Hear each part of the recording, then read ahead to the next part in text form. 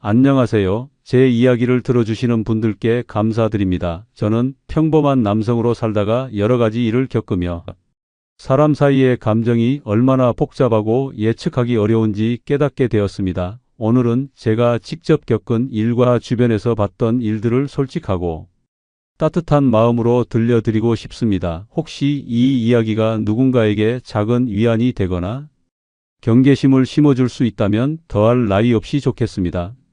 저는 원래부터 사람들과 대화하는 걸 무척 좋아했습니다. 작은 가게에서 일하든 동네를 돌아다니든 늘 어딘가 따뜻한 소통의 순간이 있었습니다. 나름대로 여유도 있고 삶을 즐기는 편이라서 사람 사귀는 일도 그렇게 어렵진 않았습니다. 그런데 인간사가 참 묘하다고 느끼게 된 사건이 일어났습니다. 처음에는 제가 아내를 만나 서로에게 반해 결혼까지 하게 된 과정이 너무나 아름다웠습니다. 그녀는 어느 학교에서 학생들을 가르치는 사람이었고 진중하면서도 밝은 에너지를 지니고 있었습니다. 저는 여러 체인점 사업으로 제법 버는 편이라 경제적으로는 여유가 있었고 그녀를 위해서라면 어떤 지원이든 아끼지 않았습니다. 둘 다 사랑이 넘쳤고 처음엔 모든 게 완벽해 보였으니까요.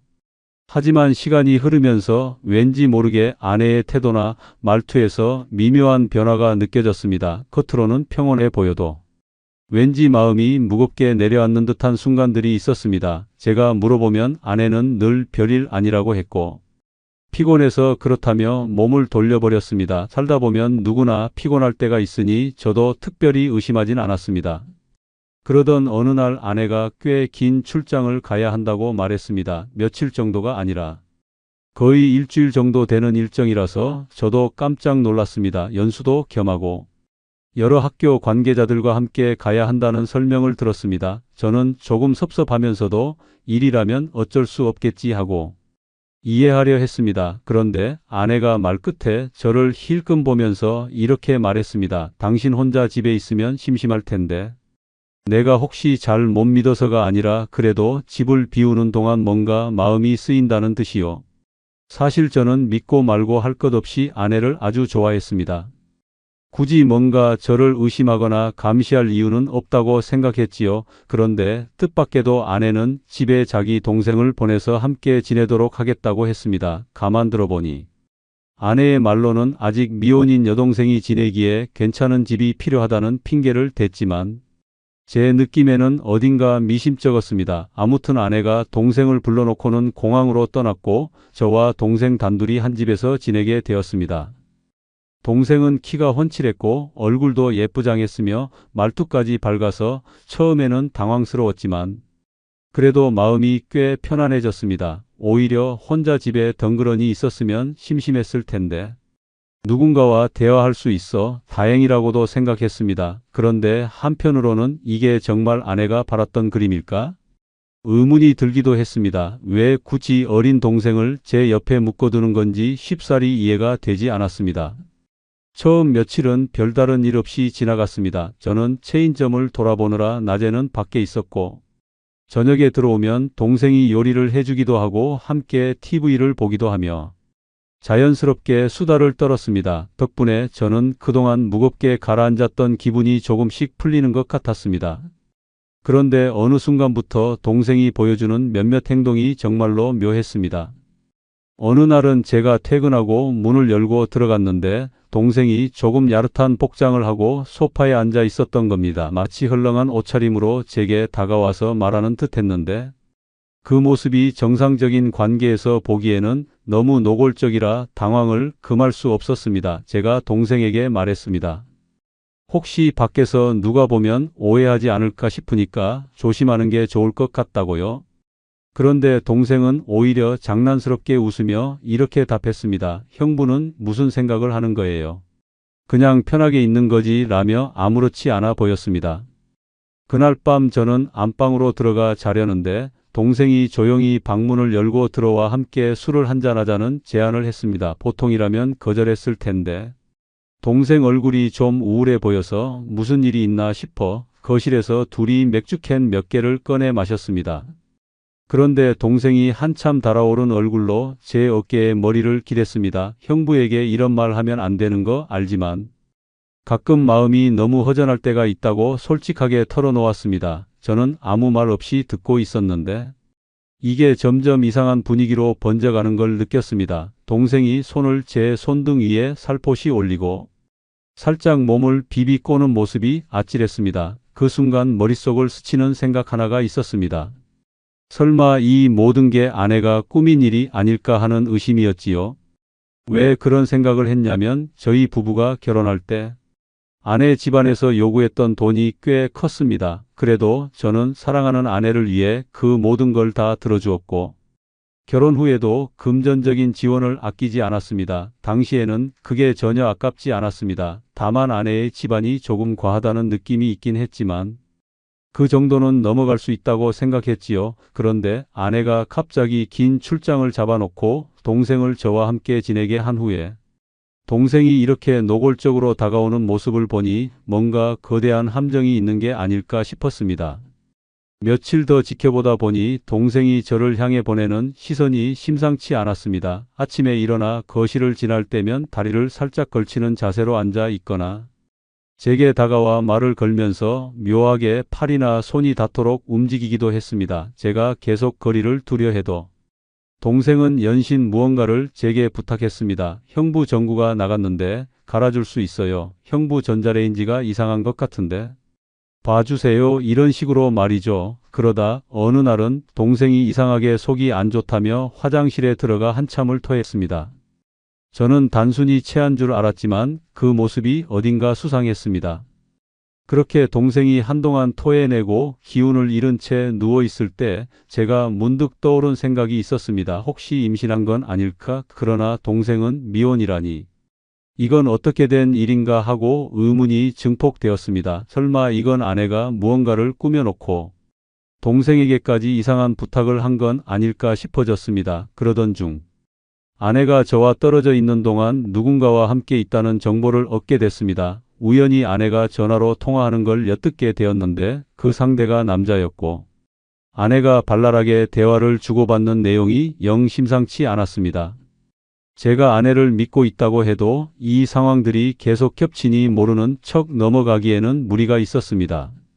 그래서 직접 아내를 미행해 봤습니다. 출장 간다고 짐을 챙겨 나가던 날 그녀가 어딘가로 택시를 타고 갔는데 그곳이 기차역이나 공항이 아니었습니다. 어떤 낯선 숙소 앞에 내린 뒤 그곳에서 학교의 한 남자 직원으로 보이는 사람과 만났습니다. 부둥켜 안고 입을 맞추는데 제 심장은 갈갈이 찢기는 듯 했습니다. 바로 뛰쳐나가고 싶은 마음이 굴뚝 같았지만 저는 꾹 참고 몰래 휴대전화 카메라로 그 장면을 찍었습니다. 저는 도대체 왜 아내가 이런 행동을 할까? 그 남자는 또 누구이며 아내가 무엇을 노리는 걸까? 혼란스러웠지만 일단 확실한 증거가 필요하다고 생각했습니다. 그래서 오래전부터 알고 지내던 믿음직한 친구에게 도움을 청했습니다. 그는 이런 일에 능숙한 편이었습니다. 말하자면 몰래 누군가의 뒤를 쫓아 진실을 밝혀내는 일을 자주 해왔습니다. 제 친구는 흔쾌히 도와주겠다고 하며 아내의 일정을 따라가 매 순간을 녹화하고 사진 찍어주겠다고 약속했습니다. 며칠 후 친구에게서 받은 자료는 충격적이었습니다. 아내는 출장이라고 거짓말하며 학교의 남자 상사와 여러 날을 함께 지내고 있었습니다. 제가 본 사진과 영상에는 아내가 전혀 다른 모습으로 등장했습니다. 차분하고 정숙했던 그녀가 낯뜨거운 옷차림으로 그 남자에게 애정 표현을 하는 장면이 담겨 있었습니다. 저와 함께 있을 때는 언제나 무표정에 가까워서 도대체 내가 만족스럽지 않은가 생각했던 적도 있건만 이렇게 달라진 모습을 보니 저를 속여온 배신감에 몸이 떨렸습니다. 그 남자와의 대화 내용에서 더 충격적인 사실을 알게 됐습니다. 아내는 제 재산을 몰래 뺏기 위한 방법을 고심 중이었고 저에게 약점을 만들어 협박하겠다는 이야기도 했습니다. 그 약점이란 바로 동생의 임신 문제를 저한테 씌우는 것이었습니다. 제가 동생과 부적절한 관계를 맺어 아이를 임신시켰다 하는 식으로 몰아가면 제가 공황에 빠져 아내의 말을 따를 수밖에 없지 않겠냐고 떠들어대는 목소리가 영상을 통해 고스란히 전해졌습니다. 저는 모든 것을 알게 된 순간 끓어오르는 분노를 참기 어려웠습니다. 그동안 고생하며 모은 돈이며 체인점도 결국 아내와 가정을 이루려는 마음에서 확대한 사업이었습니다. 그런데 아내는 저와 혼인 관계를 유지한 채 다른 남자와 지내면서 제 재산을 노리고 있었던 겁니다. 거기다 치녀 동생을 제 곁에 붙여놓고 저를 유혹하게 만들었다니 상상조차 하기 싫은 더러운 계략이었습니다. 하지만 저도 당하고만 있진 않겠다는 생각이 들었습니다. 저에게도 친구가 있었고 조금 더 치밀하게 움직이면 아내와 그 남자를 법적으로나 사회적으로나 완전히 매장시킬 수 있다고 판단했습니다. 그리고 동생에게도 뭔가 사정이 있겠지만 그 아이가 제게 접근한 건 사실이니 그냥 넘어갈 수 없었습니다. 먼저 동생이 토하는 모습을 보고 임신 사실을 눈치챘고 그 아이의 정체가 아내와 상사 사이에 벌어진 일과도 연관된다는 생각이 들었습니다. 동생이 저에게 와서 이렇게 애원하기도 했습니다. 형부 사실 나도 그동안 당신을 좋아해 왔다. 하지만 그건 솔직히 반은 거짓말 같았습니다. 동생의 표정에서 죄책감이 엿보이기도 했으니까요. 술을 잔뜩 마신 날 동생이 실토했습니다. 사실 이 아이는 다른 사람과의 사이에서 생긴 것인데 언니와 어머니가 이 기회를 이용하려 한다는 겁니다. 당장 산부인과에 가서 지우자고 했는데 언니가 뭐라고 했다는 이야기도 꺼냈습니다. 저는 동생의 솔직한 고백이 약간은 안쓰럽기도 했습니다. 어찌됐든 그녀 역시 제게 감정이 전혀 없었으리라고는 생각하지 않았습니다. 그래서 모든 사실을 알아낸 뒤에는 일단 동생을 집으로 돌려보냈습니다. 그녀도 더 이상 아내의 계획에 가담하고 싶지 않다며 울먹였습니다. 그리고 저는 아내가 출장에서 돌아오는 날을 기다렸습니다. 돌아오자마자 그녀는 저를 빤히 보더니 눈빛이 어딘가 불안해 보였습니다. 아마도 동생과 제가 이미 어떤 관계를 맺었으리라 기대했던 모양입니다. 그녀는 무심한 척 내 휴대전화를 확인하려 했지만 허락도 없이 들여다보는 모습이 영 보기 싫었습니다. 제가 휴대전화 조작을 한 적이 있느냐고 묻자 그녀는 뜬금없이 동생이 어디 있느냐 물었습니다. 제 대답은 간단했습니다. 병원에 있다고 했습니다. 몸이 안 좋아서요. 아내는 살짝 놀란 표정이었지만 자세한 설명은 듣고 싶지 않았는지 코웃음을 치고는 자기 방으로 들어갔습니다. 그날 밤 저는 아내에게 제가 사업하며 번 돈과 여러 서류를 정리한 서랍을 열어보이며 조만간 계약 같은 걸 업데이트해야 한다고 말했습니다. 아내가 그 얘기에 관심을 보이자 술을 권하며 작게 미소 지었습니다. 기왕이면 2잔 마시고 기분 풀고 차근차근 대화하자고 했습니다. 아내는 저와 결혼 생활을 하면서도 제게 예전처럼 다정하지 않았고 오히려 차가웠는데도 그날은 쉽게 잔을 들이켰습니다. 어쩌면 이제 완전히 낚였다 생각했는지도 모르겠습니다. 그녀가 어느 정도 취해 고개를 뒤로 젖히고 있을 때 저는 살짝 준비해둔 녹음기를 켰고 친구와도 통화 연결을 해두었습니다. 결국 아내는 남자 상사 이야기를 은근슬쩍 꺼내며 대책을 세우자고 합니다. 저는 모르는 척아 예를 들어 어떤 대책을 말이야 하며 되물었고 아내는 볼을 붉히며 무심하게 고개를 돌렸습니다.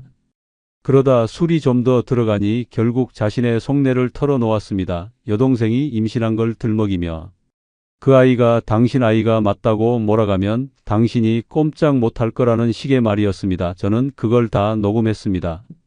아내는 마지막 순간에 몸을 격렬히 휘청이더니 그대로 잠이 들었습니다. 그 사이에 저는 그녀의 휴대전화를 주워 아내와 남자 상사가 나눈 메시지와 사진들을 확보했습니다. 다음 날 저는 친구의 도움으로 아내가 근무하는 학교 행사가 열리는 시점에 이 자료를 터뜨렸습니다. 학교에서는 교사들이 모인 가운데 여러 장의 사진과 음성 파일이 퍼지며 한바탕 난리가 났습니다. 교장 선생님이 화를 냈고 그 남자 상사는 인사위원회에 회부될 처지가 되었습니다. 아내는 그 자리에서 얼굴이 하얗게 질려 아무 말도 못하고 도망치듯 나갔고 결국 저를 피해 숨듯이 지냈습니다. 그 뒤로 우리는 법원에서 이혼 절차를 밟았고 저는 당연히 아내가 혼인 파탄에 주된 책임이 있다고 생각했습니다. 그래서 재산 분할을 최소화하려고 변호사에게 철저히 준비를 부탁했습니다. 아내가 제게 뭔가 억울함을 호소할까 싶었지만 이미 너무 많은 증거가 있었습니다. 판사는 제가 제출한 자료를 보고 재산 분할을 거의 허용하지 않았고, 저는 온전한 자유를 되찾았지만 마음의 상처는 한동안 아물지 않았습니다. 더 충격적이었던 건 여동생이 칼에 맞아 큰 사고를 당했다는 소식이었습니다. 자매끼리 말다툼 끝에 벌어진 일이었는데, 아내가 극도의 흥분 상태에서 동생의 목 부근을 베는 바람에 그 자리에서 목숨을 잃었다고 했습니다. 그 이야기를 들었을 때 저는 한동안 아무 말도 하지 못했습니다. 그래도 나름 정을 주고받았던 동생이었고, 제가 그토록 증오하던 아내조차 이런 비극을 만들 줄은 몰랐습니다. 결국 아내는 구치소에 들어갔고 힘겹게라도 저에게 눈물을 흘리며 잘못을 빌었습니다. 하지만 그 모든 일이 너무 늦었습니다. 그녀는 과오에 대한 대가를 치러야 했고 그 집안도 순식간에 무너졌습니다. 아내 부모님은 그 뒤로 소식을 듣기 어려울 정도로 사라져버렸고 저는 더 이상 그들과 엮이고 싶지 않았습니다. 그렇게 저는 한 사람의 잘못된 선택과 욕심, 그리고 주변 사람들의 부추김이 얼마나 끔찍한 결과를 낳는지 똑똑히 보았습니다. 사랑이 밑바탕이었으면 좋았겠지만 결국 돈이나 욕망에 휘둘린 사랑은 사람을 망가뜨린다는 걸 깨달았습니다. 저는 이 모든 일을 겪은 뒤 주변 지인들에게 늘 경계심을 가지되 사람 간의 대화를 게을리하지 말라고 강조합니다. 대화만이 우리를 지키는 최소한의 울타리가 될 때가 많으니까요. 다만 이 일을 끝내고 나서도 저는 한참 동안 스스로를 책망했습니다. 내가 아내의 내면을 조금 더 들여다보았더라면, 동생이 어떤 상황인지 조금 더 일찍 알아차렸다면, 혹은 아내가 삐뚤어진 생각을 키우기 전에 남편으로서 관심과 사랑을 더 쏟았다면, 이런 참담한 결과는 막을 수 있었을지도 모른다는 후회가 밀려왔습니다. 하지만 이미 엎질러진 물이었고, 시간은 거꾸로 흐르지 않는다는 사실이 저를 더욱 슬프게 했습니다. 그럼에도 불구하고 저는 여전히 사람 간의 감정을 믿고 싶습니다. 제가 운영하는 유튜브 채널에서 가끔 이런 이야기를 나눌 때면 누군가는 너무 극단적인 예시 아니냐며 웃어넘기기도 하지만, 실제 세상엔 별의별 일이 존재하고 어쩌면 이런 극단을 피하기 위해 미리 준비하고 마음을 단단히 해야 한다는 말을 꼭 드리고 싶습니다.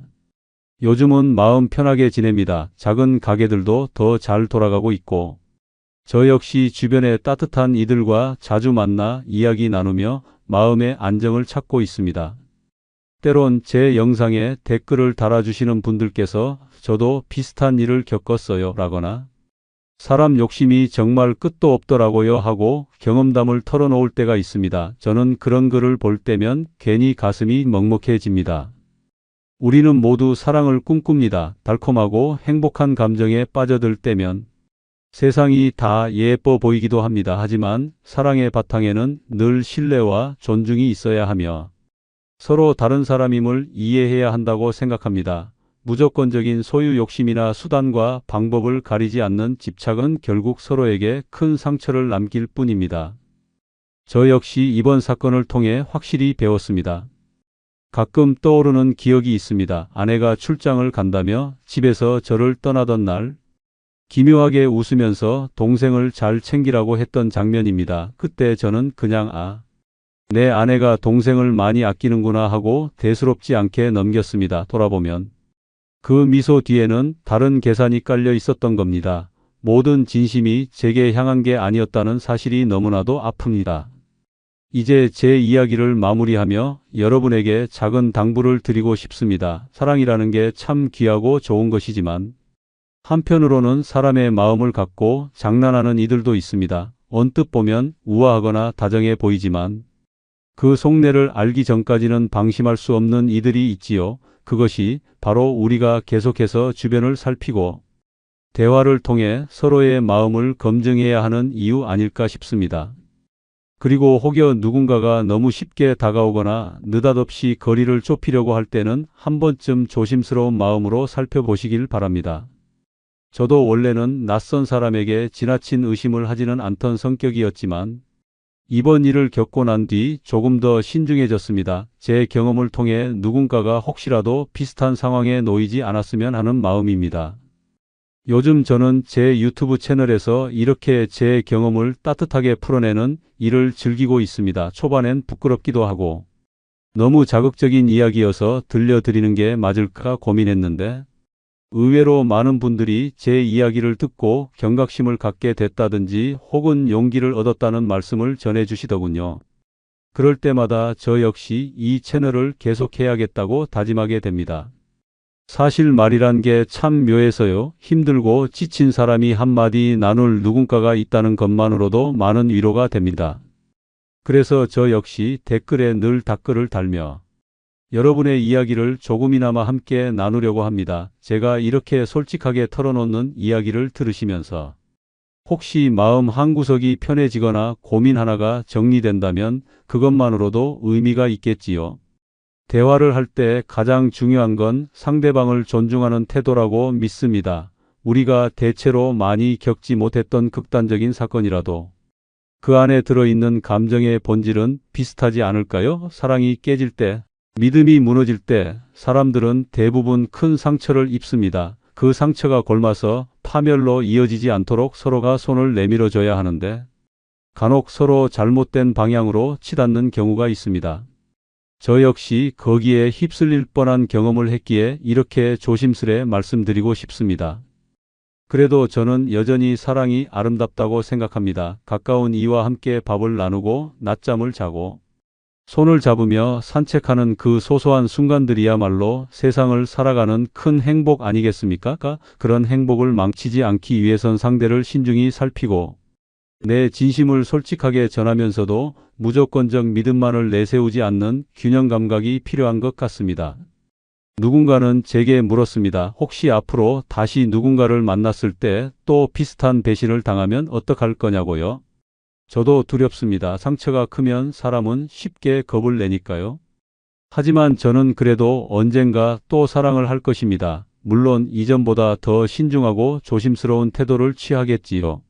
중요한 건 제 마음이 완전히 다치지 않는 것입니다. 제가 세상의 온기를 완전히 포기해 버린다면 결국 제 삶이 메마를 테니까요. 당신도 혹시 마음속 어딘가에 과거 배신당한 기억이나 아픈 상처가 있다면 너무 깊이 묻어두지 마세요. 주변에 마음을 내비칠 수 있는 사람을 찾고 작은 대화라도 나누며 아픔을 조금씩 흘려보내길 바랍니다. 물론 쉽지 않을 겁니다. 저도 한동안은 인간관계가 두려웠고 남들이 무슨 말을 해도 의심하는 습관이 생겼습니다. 그런데 시간이 흐르고 마음을 조금씩 열어놓으니 다시 제자리로 돌아올 수 있었습니다. 오늘 제 이야기는 이쯤에서 마무리하려고 합니다. 너무 길었나 싶지만 그래도 이 모든 과정을 말씀드려야 제가 마음속에 담아두었던 응어리가 조금이라도 풀릴 것 같았습니다. 혹시라도 비슷한 사연을 갖고 있거나 지금 힘든 관계 때문에 고민하는 분들이 계시다면 언젠가 제 채널에 오셔서 솔직한 생각을 나눠주시면 좋겠습니다. 언제든 따뜻하게 맞이하겠습니다. 다시 한번 강조하고 싶은 건 사랑이란 서로가 함께 만들어가는 것이지 한쪽의 욕망이나 계략으로 유지되는 게 절대 아니라는 점입니다. 저는 이런 시행착오를 겪고 나서야 바른 길을 찾을 수 있었습니다. 아픈 기억은 제게 중요한 배움이 되었고 앞으로도 사람들을 만날 때 늘 머릿속 한구석에 신중함을 새기려 합니다. 이야기를 들어주셔서 고맙습니다. 여러분의 인생에도 다양한 순간들이 있겠지만 그 안에 따뜻함이 오래 머물기를 진심으로 바랍니다. 저는 이 채널에서 계속해서 제 소소한 일상과 생각들을 이야기할 테니 혹시 관심이 있으시다면 언제든 들러주세요. 남성분이든 여성분이든 모두가 서로를 존중하고 귀하게 여기는 관계로 어우러졌으면 하는 바람입니다. 저는 그 소박한 소망을 마음에 품고 계속 방송을 이어나가겠습니다. 오늘도 긴 시간 제 이야기를 들어주신 점 정말로 감사드립니다. 답답하고 바쁜 세상 속에서 잠시나마 제 목소리에 머물러 주셨다니 얼마나 감사한 일인지 모르겠습니다. 이곳이 작은 휴식처가 되었으면 좋겠고 혹시 혼자 마음 졸이며 고민하는 분이 계시다면 댓글이나 다른 방식으로라도 소통을 해주시면 제가 아는 한도 내에서 정성을 다해 답해드릴 수 있도록 노력해 보겠습니다. 마지막으로 부탁드리고 싶은 건 우리 모두 각자의 삶을 존중하되 그 안에 숨어있는 수많은 감정에 대해선 서로 예의를 지키며 조심스레 다가가 보자는 것입니다. 대화는 정말 중요합니다. 말 한마디가 사람을 살리기도 하고 반대로 무심한 태도가 더 큰 상처를 남기기도 합니다. 저는 앞으로도 이곳에서 제 일상과 추억을 전하면서 듣는 분들이 조금이라도 함께 공감할 수 있도록 열심히 살아가겠습니다. 언젠가 다시 찾아올 사랑이 있다면 그땐 더 정직하고 더 솔직한 모습으로 다가가고 싶습니다. 제겐 아직도 사람의 온기를 나누고픈 마음이 커다랗게 남아 있거든요. 여러분도 혹시 새로운 사람을 만나게 된다면 꼭 대화를 충분히 나누고 서로에 대해 천천히 알아가시길 권해드리고 싶습니다. 그러면 적어도 이번 제 이야기 같은 파국으로 치닫는 일은 피할 수 있지 않을까 생각합니다. 오늘 제 얘기는 여기까지입니다. 정말 감사합니다. 그리고 부디 모두가 원하는 행복과 따뜻한 마음을 잃지 않으시길 진심으로 바라겠습니다. 제 채널에 자주 들러주셔서 함께 이야기 나누고 마음의 짐을 조금씩 덜어가면 좋겠습니다. 이상으로 긴 이야기를 마치겠습니다. 고맙습니다. 언제나 건강하시고 편안한 하루 보내시길 바랍니다. 사랑하는 마음을 잃지 않되 스스로를 지켜내는 그런 굳은 마음을 모두가 가지게 되길 기원합니다. 감사합니다. 여기까지 들어주셔서 저는 참으로 큰 위안을 얻습니다. 여러분 덕분입니다. 앞으로도 잘 부탁드립니다. 모두 편안하시길 바라겠습니다. 고맙습니다.